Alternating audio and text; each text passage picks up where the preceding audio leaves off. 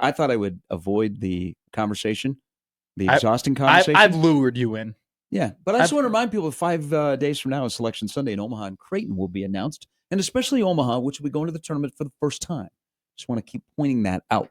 But the conversation around Nebraska men's basketball, which can be exhausting, but it still matters, and that's why there comes a point that the fan return on investment needs to be matched, and the expectations need to be higher. Yes. When they hired Fred Hoiberg, and he knew this when he got the gig, the expectations went up. It's no longer a defunct program. And the whole NIL discussion, because I'm trying to follow along on a Twitter conversation that I haven't had time to jump into, but it's a good conversation back and forth. The money allocated to basketball is, of course, nowhere near football. And Nebraska can't be Auburn. They never can be Auburn. Yeah. They have to be Nebraska, where football is the king. And basketball has its place, but that should be a much better place than it is now consistently.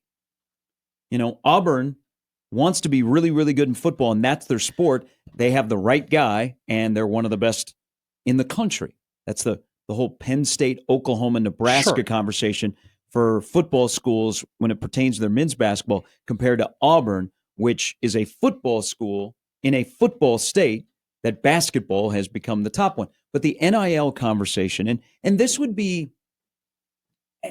I think Fred would like to talk about this, but he won't.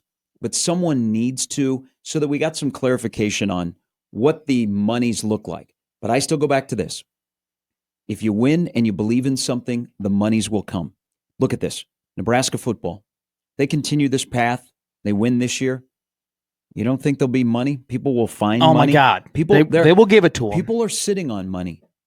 People want to have a reason to give you money. This is the snowball effect. All right. We've talked about this, not necessarily at length, right?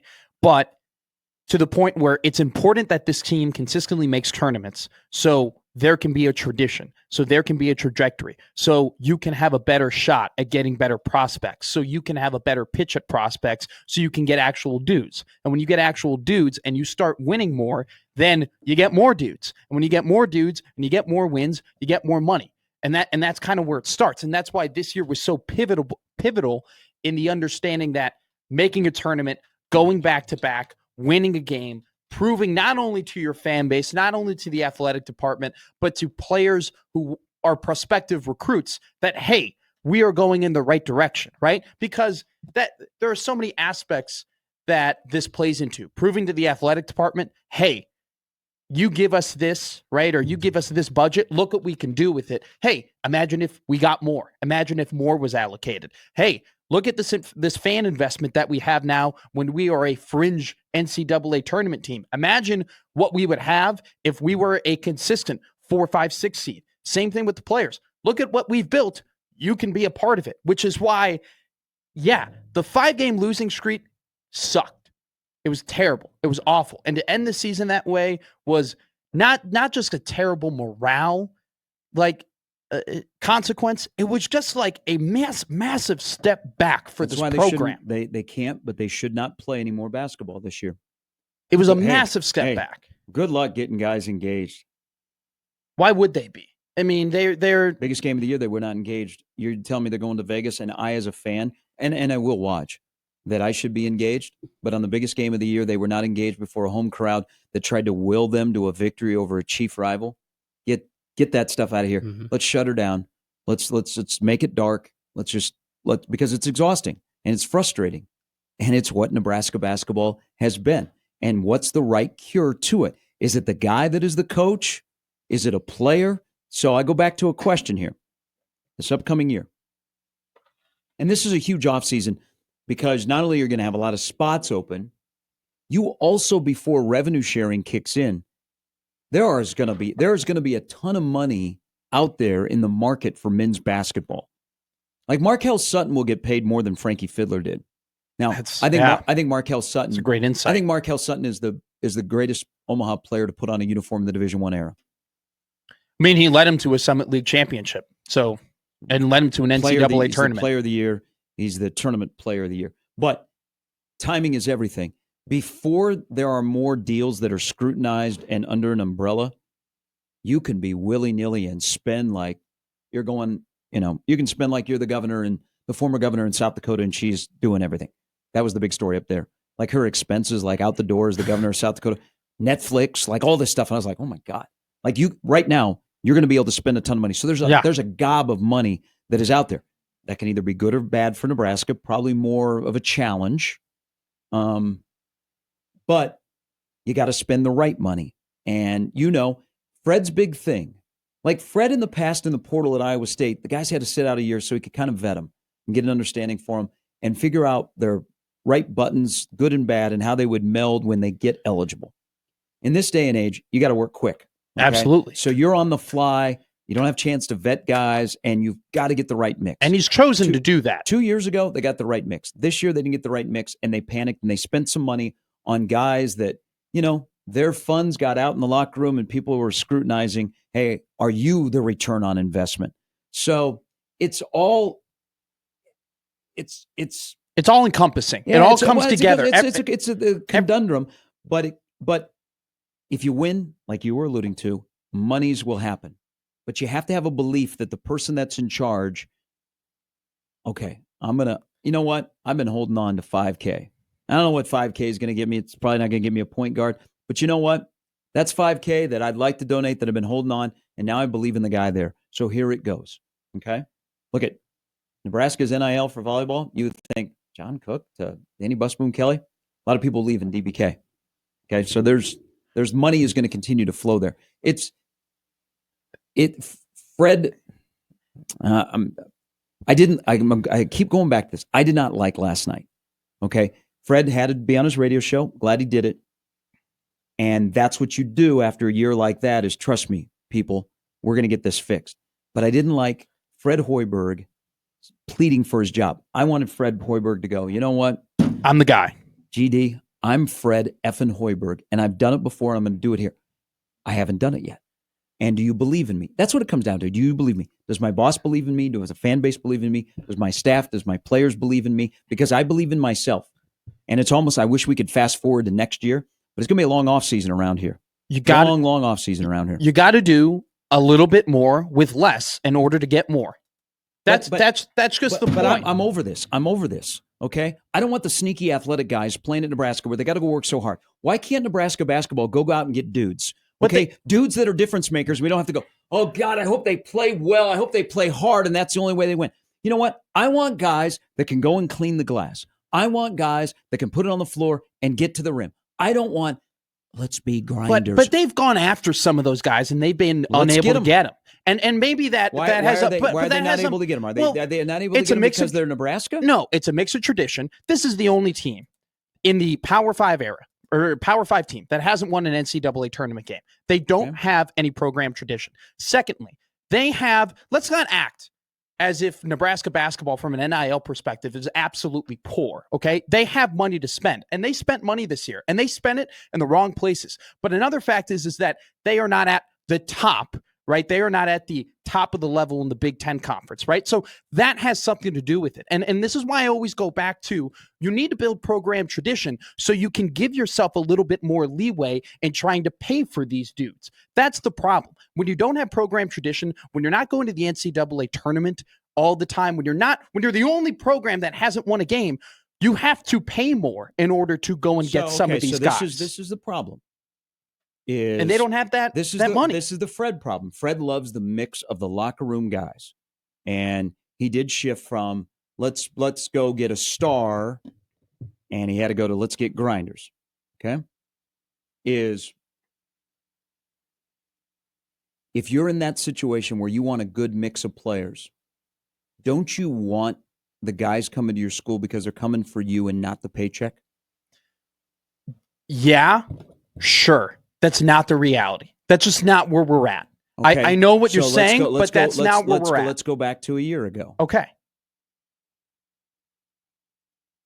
Nebraska basically did not spend a ton to put the roster together of 2 years ago to get Rink and Bryce. They got paid, yes, but not on the level that they paid the top two guys this year. Sure. Okay. So those guys looked at Fred and said, you can take my game to a next level, and I believe that you can win. This year was, how much money are you going to pay me? I agree with that, and maybe, but we also have to recognize the difference in prospect that was there. He was going out, and when you referred to Rink and Bryce, he was going out and getting those two guys from mid-major conferences who produced at a high level. The other guys that he went and spent a lot of money on this offseason weren't those type of guys. They were already garnished prospects coming from Power 5 levels, and where maybe there's a shift. What you might be talking about is there a shift in the type of player as opposed to the attitude of the player. And what I mean by that is maybe learning his lessons of like, all right, not only just from a playing perspective, but from like an attitude perspective, we got to go and get more mid-major guys as opposed to going and getting more Power 5 guys. But the entirement of like this, them recruiting and them getting dudes and going to the portal is like, after how he spent the money this year and the guys that he got and the fact that they were basically all misses. If you are asking the NIL collective, hey, we need this amount of more money to go and be competitive, it is not unfair for a donor to say, why? Why? Because last year he went out and he got these guys and he paid a lot of money for these guys and they weren't good enough. Plain and simple. And so that's why it was so important to win this year, because then you can convince them, hey, we were here and we spent the money wrong and we still made it. Don't you think portal guys tell you everything you need to know about your program? So there's part of the money, right? Yeah. But the kind of player you're attracting that gives you the sense of, okay, I know where that program's going. I want to be a part of it. It's a great point, and which is why this isn't necessarily, this is why this is a conundrum. Bryson Rink had options 2 years ago that probably were a little bit above Nebraska. That's why it's weird that two of the main portal guys you attracted this year were, they didn't, did they jump on Nebraska's, because that was where Nebraska's top portal gets this year. And we're talking about Mia and the Turkish Nightmare. Were they doing it for the paycheck, or were they doing it because they were telling you this is where Nebraska basketball is going and I can see it? And I think that 2 years ago, sure. 2 years ago, Rink Mass and Bryce Williams looked at Nebraska basketball and said, okay, wasn't a tournament team, but I can see, and I got sold the vision of where we're going. Sure. I'm coming there because I got a couple of years and I can see it. This year was, okay, I'm coming for. I'm the portal guy that's coming for the paycheck, and I don't care. You guys have football, or you guys just play men's basketball? What you're talking about, and I agree with it, is that when he goes in the portal, he has to have his mind a little bit more. When Fred Hoiberg goes and gets these guys, he does have to have his mind a little bit more tuned to how do they fit in the locker room, how do they fit in the culture, is it more than just, hey, I'm getting a paycheck to play basketball? Is it on top of that, do I want Nebraska to win? Do I want to be the guy on the team that wins the first ever NCAA tournament for this program? He needs to weigh that a little bit more. Is it more about how much cha-ching is coming in my pocket? Or is it more about, hey, being remembered for being a part of that squad that did what no one before them was able to do? And I think that's a really good point. At the same time, like, we call this a conundrum because it's not just one problem. It's not just one aspect that's going on. It's not necessarily, oh, Fred is a bad coach and Fred is a bad evaluator and Fred doesn't know how to develop talent, because Fred has done it before. Fred, let me just insert this and I'll let you continue, because I think this will add to your discussion. Adam brings this up and I'm in full agreement. Fred needs a TJ Otzelberger. Like a recruiter? On the staff at Iowa State. He needs it. But TJ's not just a recruiter.